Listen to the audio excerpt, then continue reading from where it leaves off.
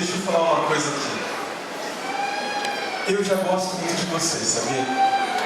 Não conheço vocês, não estou sendo hipócrita, mas do jeito que a gente foi recebido aqui na igreja, vocês estão de parabéns. E sabe de uma coisa? Obrigado, vai. É interessante olhar para essa igreja no sábado, mesmo sendo sábado, mas uma igreja repleta de gente bonita e de gente que busca a salvação de Deus. Eu fiquei muito feliz, o coral está muito feliz pelo convite. O nosso regente é o Israel. O Israel, eu não sei se ele está lá fora ainda, conversando com o pessoal, mas é um rapaz que faz o trabalho de Deus. Essas duas mensagens que nós cantamos são composições dele. No ano passado, no final do ano, nós lançamos o nosso segundo CD. E tem sido uma bênção. Temos aqui também a banda, o coral que acompanha, jovens também, tocam muito bem, vocês devem ter escutado. E os jovens do coral são muito animados, eu tenho uma honra de ser pastor deles. Eu estou com eles há 4 anos. Geralmente o pastor dos jovens fica 2 anos, mas eu não casei em 2 anos. Eles tiveram piedade de mim. Falaram, pastor, fica mais 2 anos. E para a glória de Deus, no final desse ano estarei me casando, amém, irmãos? Oh, que alegria, eu gosto tanto dele. Aleluia! Já não me aguento mais, já falou amém, vai embora, pastor. A gente quer novidade. Fico muito feliz pelo convite. E vocês perceberam, não sei se vocês notaram, o nosso coral ele é muito unido. No começo da escola sabatina, um rapaz foi cantar o solo e eu chamei todos os jovens do coral e falei, vamos lá apoiar, né? A gente se levantou, de repente, não, a gente tem que apoiar. Fui lá dar um abraço no pianista, no regente, e voltamos para o nosso local. Irmãos, são 11h25. Eu vou fazer de tudo para liberá-los o mais cedo possível. Mas as palavras do Senhor têm que ser pregadas neste momento. Então feche seus olhos e vamos orar a Deus. Senhor nosso Deus e nosso Pai, o Senhor tem uma mensagem para nós essa manhã. É uma mensagem de alegria, uma mensagem de paz, mas também uma mensagem de advertência, Senhor. Venha falar através de mim, uma pessoa imperfeita que tem falhas, mas que o Seu Espírito Santo me ilumine nesse momento, Senhor. É o que eu te peço em nome de Jesus. Amém. Abram suas Bíblias em Lucas. Lucas capítulo 6, no verso 45.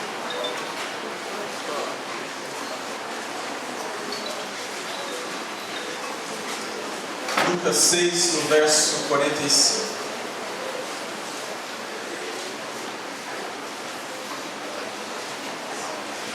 A Bíblia diz o seguinte: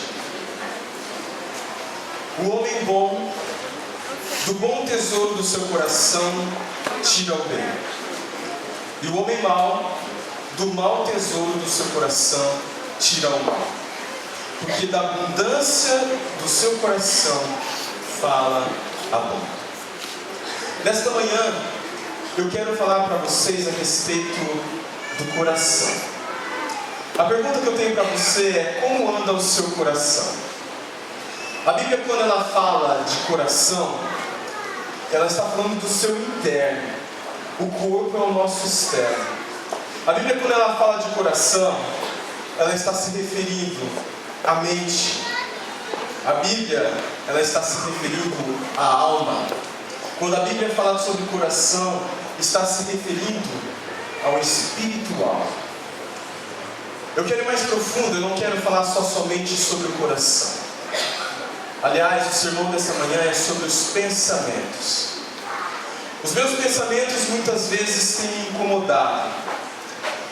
E quando eu leio na Bíblia Jesus Cristo falando que quando eu olho para uma mulher com intenções impuras, eu já pequei, eu começo a me incomodar mais ainda com o meu coração. Ellen White fala que a mente, o nosso coração, é a capital do nosso corpo. É a mente que comanda o homem todo. As suas ações são controladas pela sua mente, pelo seu coração. Os seus atos de bondade, bons ou maus, são controlados pelo seu coração. E tudo o que você faz tem origem na sua mente. Por isso, mais uma vez, essa manhã, eu quero te perguntar: como anda o seu coração? É interessante porque cientificamente a gente entende que os nervos do cérebro comandam todas as nossas ações. E Ellen White diz o seguinte: o nosso cérebro é o único meio que o céu pode se comunicar diretamente para conosco. Por isso eu te pergunto, meu irmão, como anda a sua mente? No que você tem pensado? O que você tem dito? O que você tem feito? Primeiramente, eu quero trabalhar com o pensamento de onde surgem os nossos pensamentos. Cientificamente, o nosso pensamento está relacionado à cognição, está relacionado à senciência, à consciência, à ideia e à imaginação. Quando a gente fala de cognição, é o jeito que o cérebro ele percebe, aprende as coisas, ele recorda, ele pensa sobre toda a informação captada através dos 5 sentidos que nós conhecemos quais são. Quando a gente fala da senciência, está relacionado à capacidade de sofrer e sentir prazer ou felicidade. Quando a gente fala da consciência, está relacionado a uma qualidade da mente, que tem a capacidade de perceber a relação entre si e o ambiente, e entender e lembrar conceitos, normas e leis. Ideia, eu não preciso dizer aqui o que é. Imaginação vocês também conhecem. Mas eu quero dizer para vocês que os nossos pensamentos, de onde surgem, está muito ligado a esses pontos que eu vou falar para vocês: audição, olfato, paladar, tato e visão. A pergunta que eu tenho para vocês mais uma vez é: o que vocês têm colocado para dentro de vocês? Um homem chamado Timothy Leary, certa vez ele disse: nossas retinas estão programadas pela imagem, nossos ouvidos pelos sons repetidos, nossos narizes pelos cheiros e perfumes. Assim vamos sendo programados. Somos o que os outros querem. Já parou para pensar que muitas vezes somos influenciados? Eu não quero dizer aqui somente sobre a mídia, mas nós somos influenciados até mesmo onde nós vivemos, onde nós estudamos, quem é a nossa família, quem são os nossos amigos, o que eu costumo fazer, com quem eu namoro, com quem me casei, qual é a política do local e do que eu me alimento. Nós temos inimigos contra a nossa mente. A Bíblia diz o seguinte em Efésios 6, verso 12. Eu não vou dar tempo para vocês lerem todos os versos, mas eu vou ler aqui. Se você quiser acompanhar comigo, fique à vontade, ou então marcar para ler em casa. Mas Efésios 6, verso 12 diz o seguinte: porque a nossa luta não é contra o sangue e a carne, e sim contra os principados e potestades, contra os dominadores deste mundo tenebroso, contra as forças espirituais do mal nas regiões celestes. Meus irmãos, quando você pensa em algo ruim, o seu maior inimigo não é você mesmo. O seu maior inimigo se chama Satanás. Eu estava pensando outro dia, estava meditando na palavra de Deus, e quando você lê Isaías 14, quando você lê Ezequiel 28, que fala sobre a queda de Satanás, quando você vê lá em Apocalipse 12, falando a respeito da rebelião do céu, que Miguel e seus anjos lutaram contra os anjos de Satanás, e você percebe que uma terça parte dos anjos caíram, eu fico assustado e eu fico alarmado. Não desconfiando da graça e do poder de Deus. Mas por quê? Quem são os anjos? A Bíblia fala muito claramente sobre os anjos. São criaturas de Deus, são seres perfeitos. Adão e Eva, eles não eram como anjos. E mesmo assim, eles foram enganados por Satanás. A pergunta que eu faço para você agora é a seguinte: se seres perfeitos como anjos foram enganados por Satanás, caíram do céu, do modo simples de dizer, imagine nós. Certa vez eu li uma frase de um homem chamado Joseph Goebbels, Joseph Goebbels, ele trabalhava com Hitler. Ele era o homem que fazia publicidade de Hitler. Hitler foi muito famoso pelos seus discursos, pela maneira que falava, ele soltava rojões, as pessoas ficavam impressionadas pelo jeito que ele falava. E quem fazia tudo aquilo era esse homem chamado Joseph Goebbels. Ele disse o seguinte: uma mentira repetida 1000 vezes torna-se verdade. Uma mentira repetida 1000 vezes torna-se verdade. E não é isso que Satanás tem feito? Mentido tanto tempo para nós. A sua primeira mentira foi: certamente não morrerás. Seus olhos se abrirão e sereis como Deus.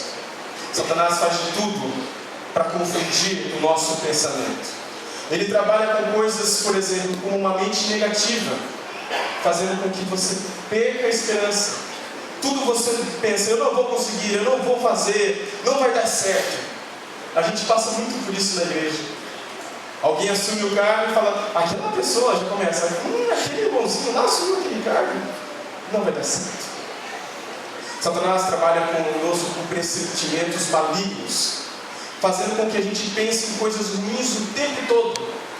Eu me lembro de uma lição passada que teve, que estava falando sobre a mente do ser humano, e disse assim, que 80% das coisas ruins que a gente pensa que vai acontecer, já vai programando, vai acontecer isso, vai acontecer aquilo, essas coisas não acontecem e nunca vão acontecer na nossa vida. Satanás faz com que nós pensemos em coisas e tenhamos ansiedade, fazendo que você tome atitudes precipitadas. E a Bíblia é muito clara sobre isso. Ela diz o seguinte no Salmo 37, verso 8: deixa a ira, abandona o furor e não te impacientes. Tenha calma, eu sou o teu Deus. Fique tranquilo. Deixe que todos os seus problemas tenham o seu dia. Vença o dia.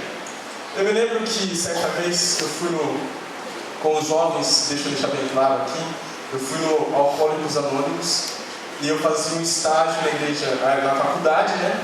E nós fomos lá assistir. A gente tinha que explicar na faculdade como que funcionava o Alcoólicos Anônimos, que fique bem claro. E eu me lembro que eu entrei e eu vi algumas frases deles. Eles têm os 10 mandamentos dos Alcoólicos Anônimos. E uma coisa que me chamou a atenção era uma frase que dizia assim: a vitória vem a cada dia.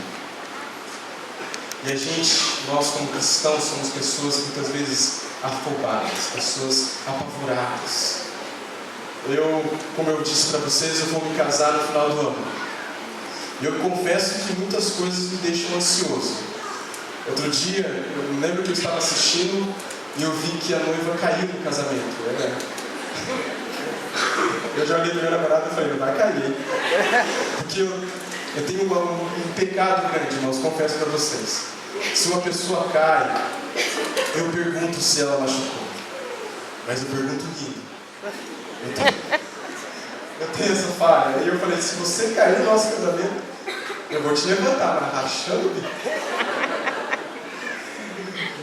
Irmãos, Satanás trabalha com a nossa mente, com a mente confusa. Ele enche você de coisas e você não sabe no que decidir ou até mesmo no que acreditar. Satanás coloca na sua mente uma mente duvidosa, uma mente descrente, fazendo com que você perca a fé. Uma mente ociosa como a mente de Davi, quando ele adulterou com Batseba.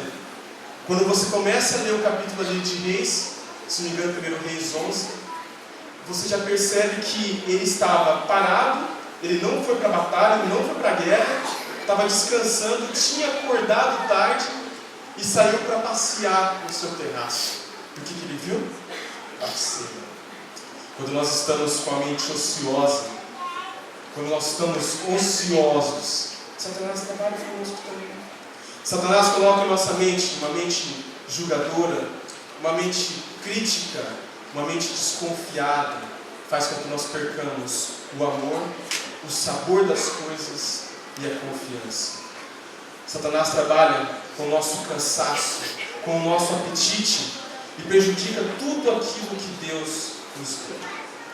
Mas agora, neste momento, eu quero falar para vocês a respeito de como resolver esse problema.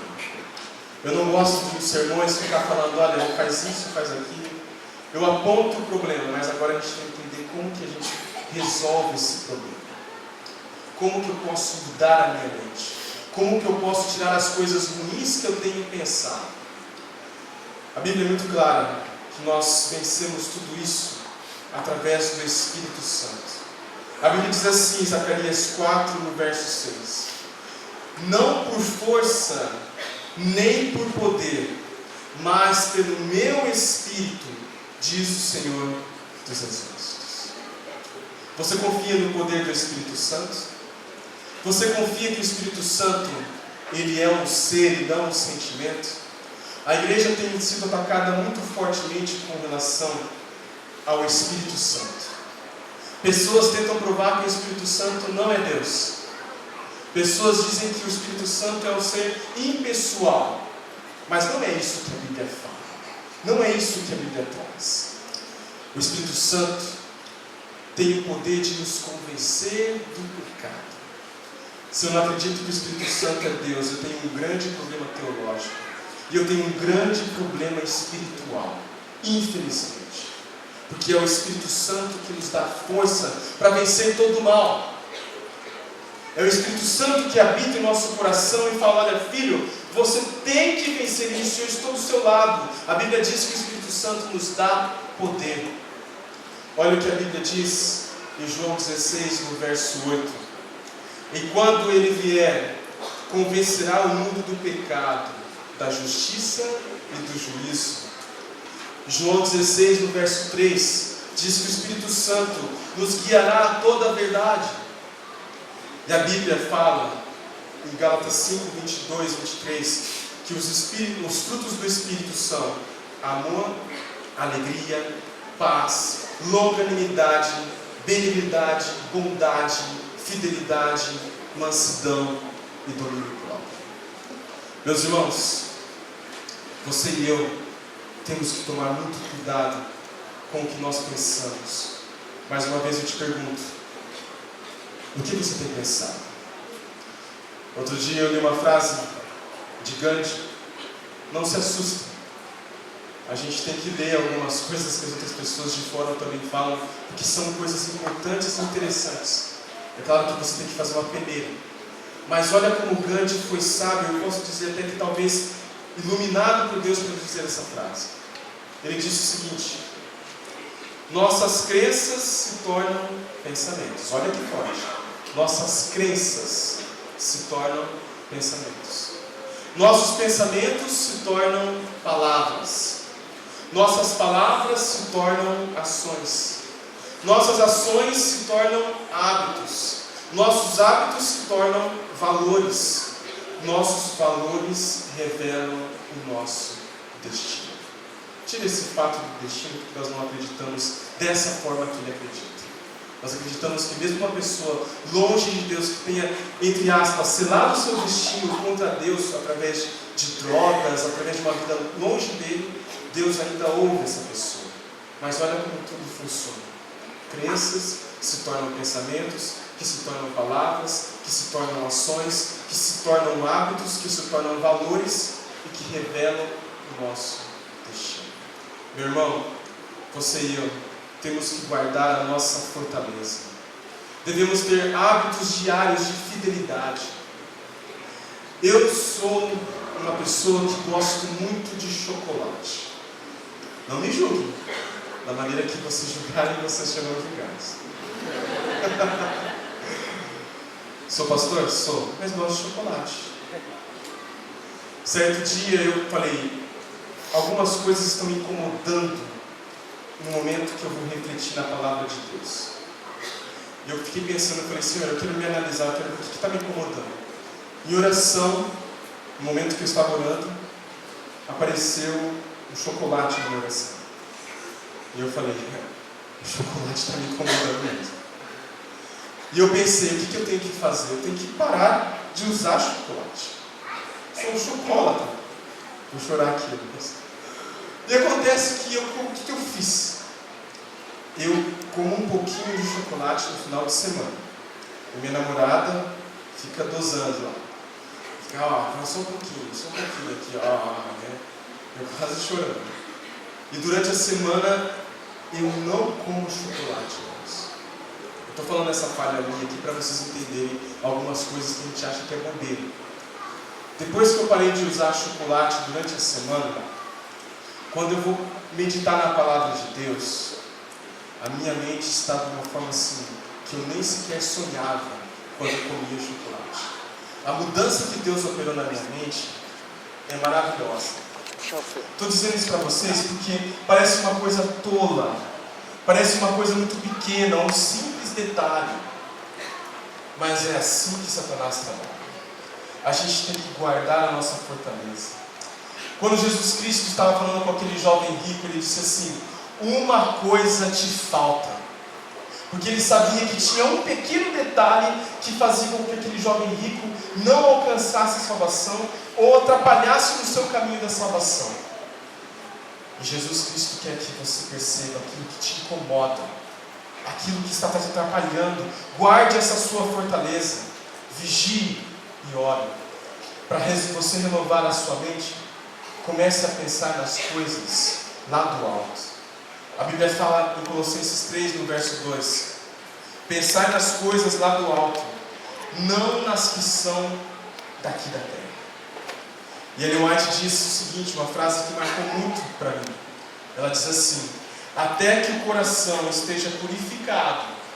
Olha essa frase: até que o coração esteja purificado, a pessoa está inapta para ter qualquer parte na comunhão dos santos. Ela está inapta para ter qualquer parte na comunhão dos santos. Meus irmãos, confie que sua mente e o seu coração ele pode mudar. A Bíblia diz o seguinte, Isaías 43, verso 2: quando passarem pelas águas, eu serei contigo. Quando pelos rios, eles não te submergirão. Quando passares pelo fogo, não te queimarás, nem a chama arderá em ti. Toda a vitória do ser humano é do pouco ao pouco. Você começa aos pouquinhos e você vai sentindo, aquilo não vai fazendo mais falta para você, até que aquilo será no momento vencido na sua vida. Eu tive um amigo que ele usava crack. Quem conhece ou já leu um pouquinho a respeito de drogas, sabe que crack você não vence facilmente. Muitas pessoas morrem até mesmo por causa do crack. E esse meu amigo, ele começou aos poucos: cigarro, bebida, maconha, cocaína e crack. E ele disse um dia para mim, ele falou: Ricardo, eu não sei mais o que fazer. Nós ajoelhamos e oramos. E ele foi fazendo esse propósito de cada dia, vencer cada dia na sua luta. E eu me lembro que tinha dias que ele grudava na cama e ele clamava a Deus, ele suava. Até que um dia ele olhou para mim e disse assim: Ricardo, eu venci o crack.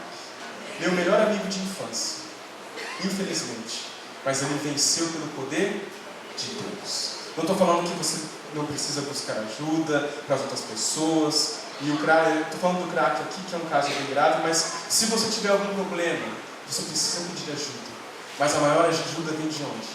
Dos céus. O crack foi tão forte na vida dele, que depois de 4 anos que ele não usava, ele me ligou numa madrugada. Ele disse assim: Ricardo, você não sabe o que eu estou sentindo agora, olha por mim agora. E nós oramos. Ele falou: eu tive um sonho e eu estou sentindo um cheiro de crack no meu quarto e já estou começando meio que a alucinar sem sequer ter usado. Existem batalhas na nossa vida que você vai vencer, mas muitas vezes aquilo vai te incomodar, aquilo vai te chamar de novo e você precisa ser forte, porque Deus diz que vai estar com você aonde você for, no fogo, na água, Deus vai estar contigo. Entenda que você precisa querer, você precisa acreditar, você precisa pedir, você precisa buscar, você precisa lutar. E o sofrimento, ele precede a libertação. Você não vai conseguir vencer se você não sofrer. A Bíblia diz o seguinte, em 1 Pedro 5, verso 10. Diz assim: ora, o Deus de toda graça, que em Cristo vos chamou à sua eterna glória, depois de terdes sofrido por um pouco, Ele mesmo vos há de aperfeiçoar, firmar, fortificar e fundamentar. Você não pode se desanimar. A Bíblia diz o seguinte, no Salmo 42, verso 5: por que está batida, ó minha alma? Por que te perturbas dentro de mim? Espera em Deus, pois ainda o louvarei, a Ele, meu auxílio e Deus meu.